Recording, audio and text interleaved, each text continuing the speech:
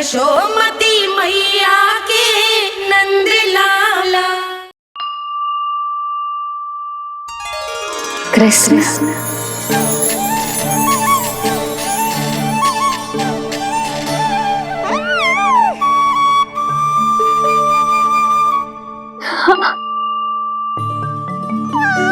और जो मानवता के शत्रु हैं उनके जीवन में ये नाम अशांति, असुरक्षा, भय उत्पन्न करेगा।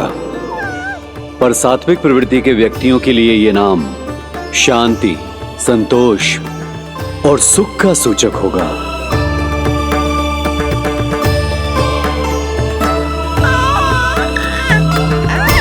कृष्ण कृष्ण कृष्ण कहां से आ रही है ये ध्वनियां? कृष्ण कहां से आ रही है ये ध्वनियां? कृष्ण कृष्ण स्वामी महाराज कृष्ण कृष्ण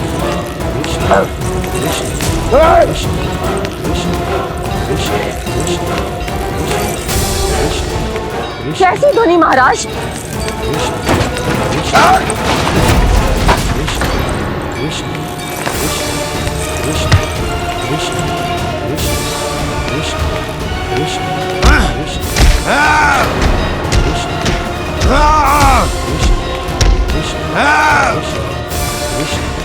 स्वामी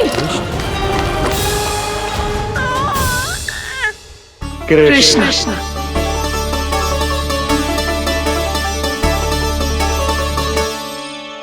कृष्ण जे नाम अनंत काल तक स्मरण किया जाता रहेगा, जय ही तेरी मैया का आशीर्वाद। संसार मुझे कृष्ण बुलाए या नीलमणि कहकर पुकारे, मैं रहूंगा तो बस यशोमती मैया का नंद लाला। यशोमती मैया के नंद लाला। यशोमती मैया के नंद लाला।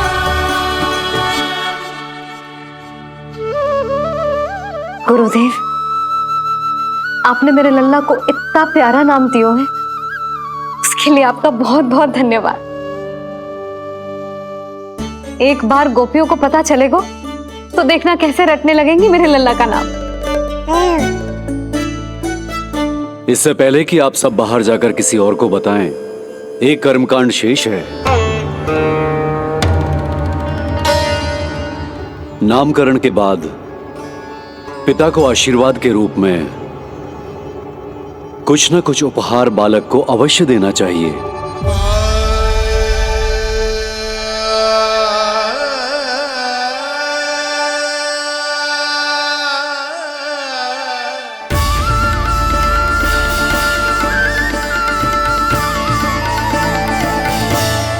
मैं क्या दूं?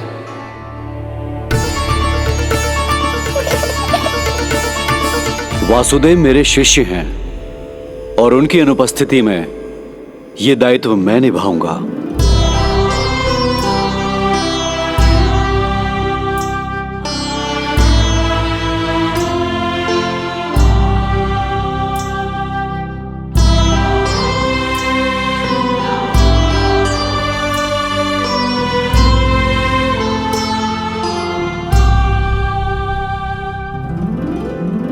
इसे अपने पिता की ओर से स्वीकार करो पुत्र।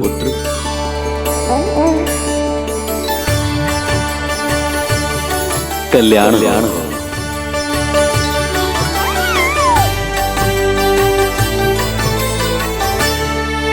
क्या दूं मैं इसे?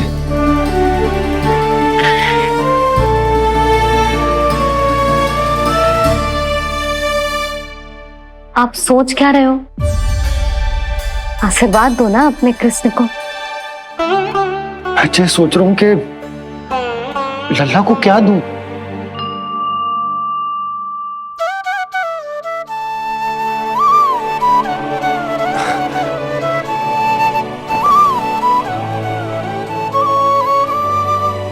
लल्ला, तू स्वयं ही बता दे तुझे क्या चाहिए।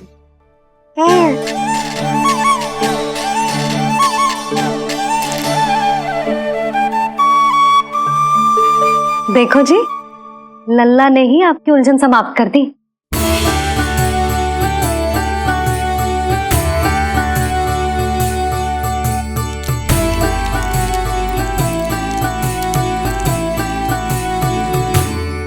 मेरा आशीर्वाद कि तेरा ये नाम कृष्ण तेरी प्रजा के लिए बहुत हितकारी हो। गुरुवर, आप भी इसे आशीर्वाद दें। जिनके आशीर्वाद से ये पूरा संसार संचालित होता है, उन्हें मैं क्या आशीर्वाद दूं?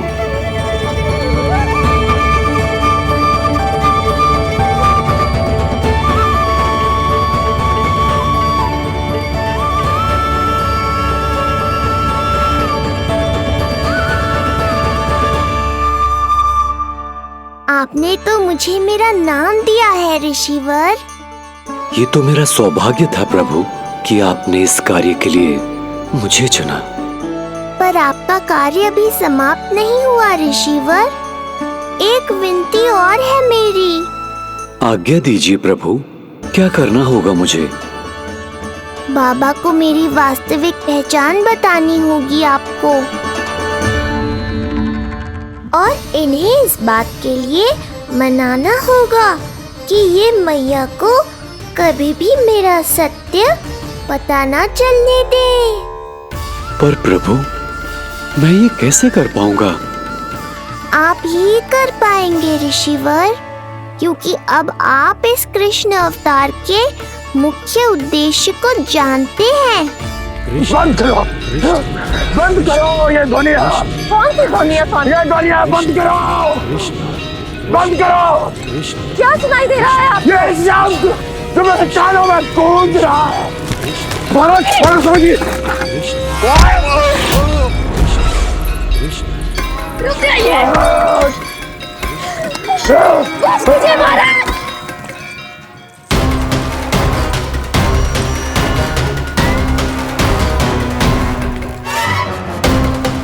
आप भूल रहे हैं कि आप मथुरा नरेश है, कंस है आप।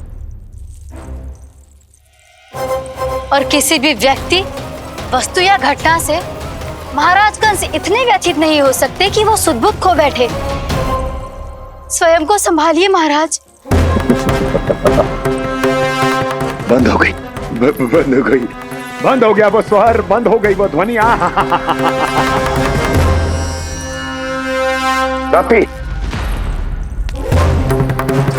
यूं मत सोचना कि मैं तुम्हें सुन नहीं रहा था। तुम सत्य कह रही हो। मैं कंस हूं। किसी भी व्यक्ति, वस्तु या घटना से व्यथित नहीं हो सकता। दुर्जन, जी महाराज, इस सिंहासन को पुनः स्थापित करो। यदि कोई भी योग्य इसे स्वयं सिद्ध करने नहीं आता तो मुझे पता है मुझे क्या करना है, कैसे उस दुष्ट बालक का संहार करना है। मैं भली भांति जानता हूं। ये दायित्व आपको ही निभाना होगा ऋषिवर। इससे दो लाभ होंगे। एक तो मेरे बाबा कंस के कारण होने वाली चिंता से मुक्त हो जाएंगे, और आवश्यकता पड़ने पर मेरी पहचान को मैया से सुरक्षित रखने में सहायता भी करेंगे।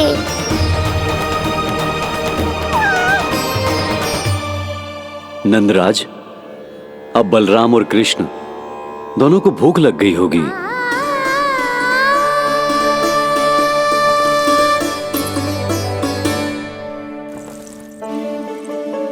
प्रणाम गुरुदेव। प्रणाम गुरुदेव।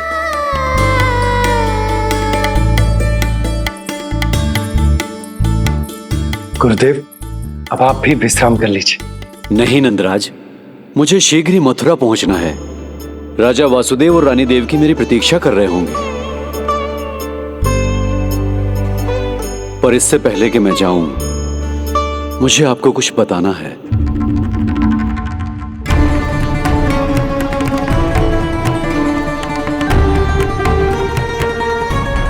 गुरुदेव, आपके ललाट पर बल पड़ गए। सब कुछ ठीक तो है ना? कहीं आप मुझे कंस के बारे में तो ना बताना चाहते? गुरुदेव, मैं जानता हूं कि कंस नवजात शिशुओं की हत्या करवा रहा है।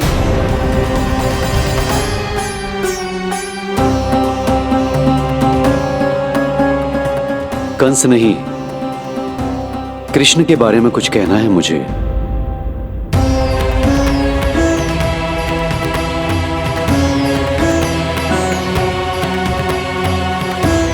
बताइए गुरुवर।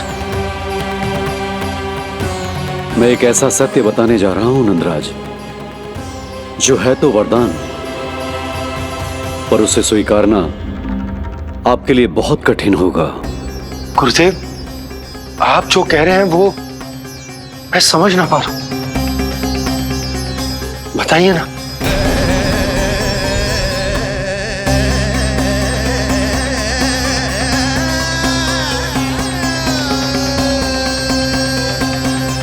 बताइए ना गुरुवर।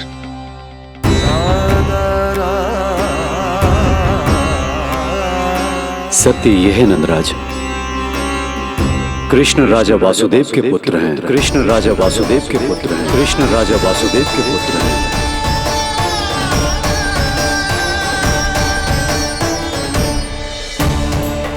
और वो कोई साधारण बालक नहीं है, स्वयं श्री हरि विष्णु के अवतार हैं। और वो कोई साधारण बालक नहीं है, स्वयं श्री हरि विष्णु के अवतार हैं।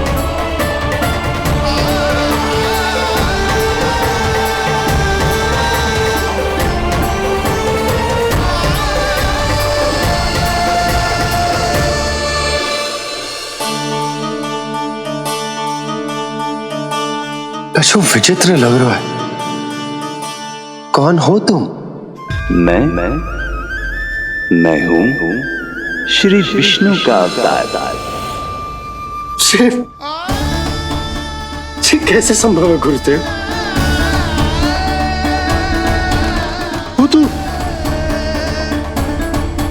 तो नन्हा सा बालक।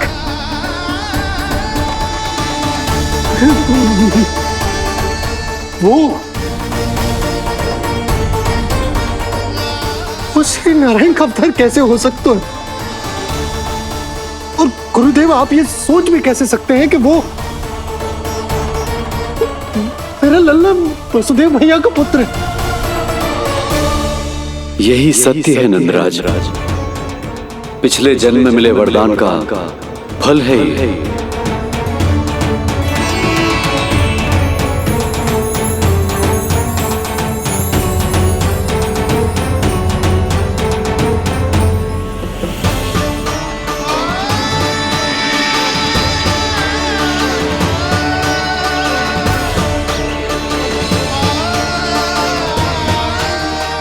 मैं आपकी संतान के रूप में अवश्य आऊंगा, किंतु उसके लिए आपको मेरे अगले अवतार के बाद एक और अवतार की प्रतीक्षा करनी होगी, क्योंकि अगले जन्म के लिए मैं पहले ही ये वरदान माता देवकी को दे चुका हूं। इस समय मैं विवश हूं, किंतु मैं आपको वचन देता हूं, आपकी संतान बनकर अवश्य आऊंगा। प्रभु, श्री हरि को अपने सामने देखकर मेरी व्याकुलता का बांध टूट गया है। 2 जन्म बहुत बड़ा समय होता है स्वामी। अपने पुत्र के रूप में हरि को गोद में खिलाने के लिए अब मैं और 2 जन्मों तक प्रतीक्षा नहीं कर सकती। धरा!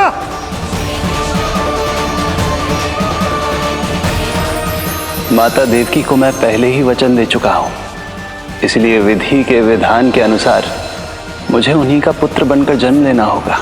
किंतु आपकी आतुरता का अनुभव करने के बाद अब मैं भी आपका स्नेह पाने से स्वयं को और वंचित नहीं रख सकता।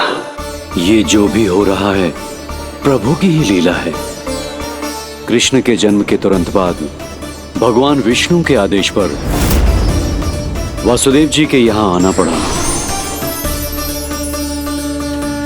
और आपकी और रानी यशोदा की पुत्री को अपने पुत्र के साथ बदलना पड़ा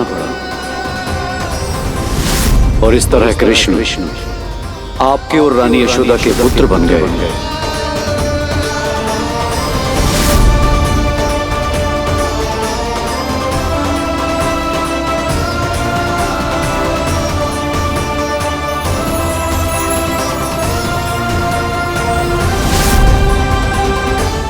आपने सही कही थी गुरुदेव, जिस सुनने में तो वरदान ही लगता, पर इसे स्वीकार करना उतना ही कठिन। जब यशोदा को इस बात का पता चलेगा तो उसे कैसा लगेगा? अपने नाम का अर्थ अच्छे से सुनो है ना तूने? उसका हर एक अक्षर भगवान श्री नारायण से संबंधित है, जैसे उन्हीं का स्वरूप है तू। बस मैया, ये सत्य आपसे छुपा रहे, इसी कारण बाबा के लिए ये जानना आवश्यक है। फिर चाहे इसे स्वीकार करना उनके लिए कितना भी कष्टदायक क्यों ना हो। नहीं नंद, ये सत्य उन्हें आप नहीं बताएंगे। स्वयं प्रभु ने मुझसे कहा है, किसी और प्राणी को इसके बारे में भनक तक नहीं लगनी चाहिए, और रानी यशोदा को तो बिल्कुल नहीं। गुरुवर, कंस के आक्रमणों की जानकारी यशोदा से पहले ही छुपाकर रखना कठिन था।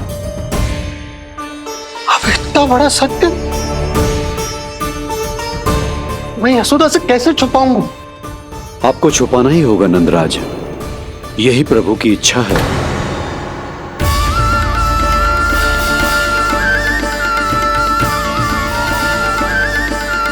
पर क्यों गुरुवर?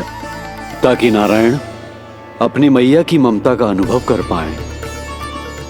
यही तो उनके अवतार का मुख्य उद्देश्य है। मुख्य उद्देश्य? हाँ नंदराज, नर नारायण के अवतार में अपनी तपस्या करते समय प्रभु ने जो अनुभव किया था, उसके कारण ममता के सुख का अनुभव करने के लिए प्रभु व्याकुल हो उठे थे। ऐसा क्या हुआ था, मुझे भी बताइए। हो सकता है ये बात इस सत्य को स्वीकार करने में मेरी सहायता करे। बहुत समय पहले की बात है। अनेक देवी देवता परम प्रभु विष्णु के पास बैकुंठ गए थे। वहां प्रभु की आंखों में आंसू देखकर वो सभी स्तब्ध रह गए।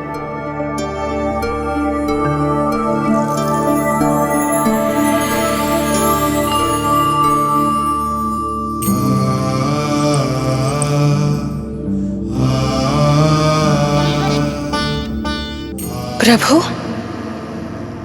आपकी आंखों में आंसू?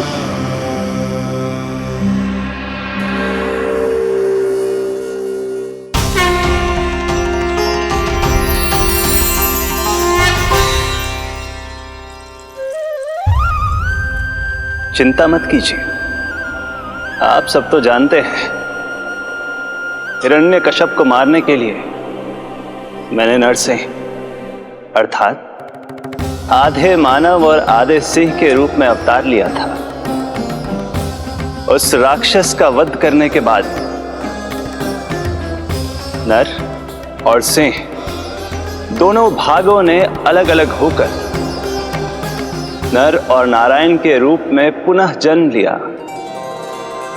वर्तमान में वो दोनों बद्रिकाश्रम में तपस्या कर रहे हैं।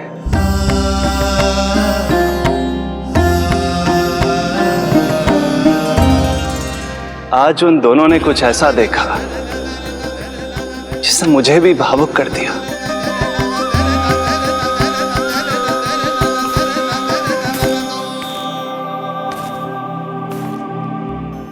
सखा, ये युवक कौन है? निकट के एक गांव के धनी व्यापारी का पुत्र है ये। प्रत्येक संध्या वन के उस पार ये अपनी प्रेयसी से मिलने जाता है और फिर रात्रि भर उस नर्तकी के साथ सहवास करने के बाद सुबह अपने निवास को लौट आता है। यदि यही इसका नित्य क्रम है तो फिर आज ये इतने तनाव में क्यों हैं?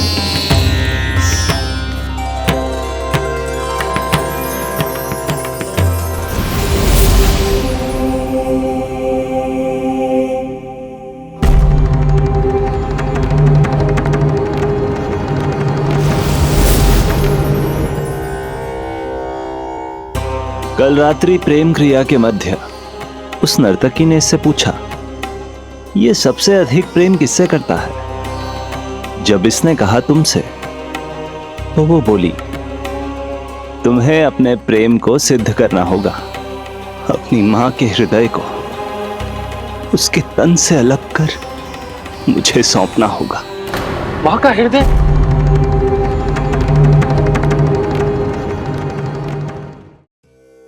फिर क्या हुआ प्रभु? वो लाया अपनी मां का हृदय? ये जिज्ञासा यक्ष प्रश्न बनकर पूरे दिन नर और नारायण के मस्तिष्क में कौंधती रही। उन्होंने संध्या होने तक वहीं नदी किनारे प्रतीक्षा करने का निर्णय लिया, ताकि वो ये जान सके कि क्या वो युवक अपनी क्रूर प्रेयसी को छोड़ेगा या वासना में अंधा होकर अपनी ही माता की हत्या करने का जघन्य अपराध करेगा। अब उसके वन पार करने का समय बीत चुका है। युवक ने विवेक का परिचय दिया है सखा। हे प्रभु, आपका कोटि कोटि धन्यवाद।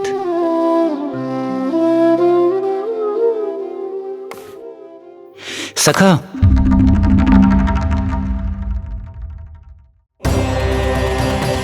सखा मुझे बताओ, जो अकल्पनीय था कहीं वो घट तो नहीं गया?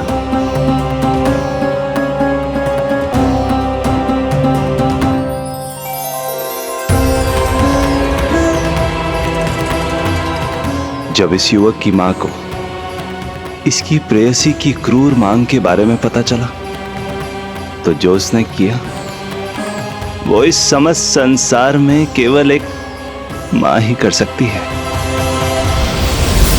बस इतनी सी बात?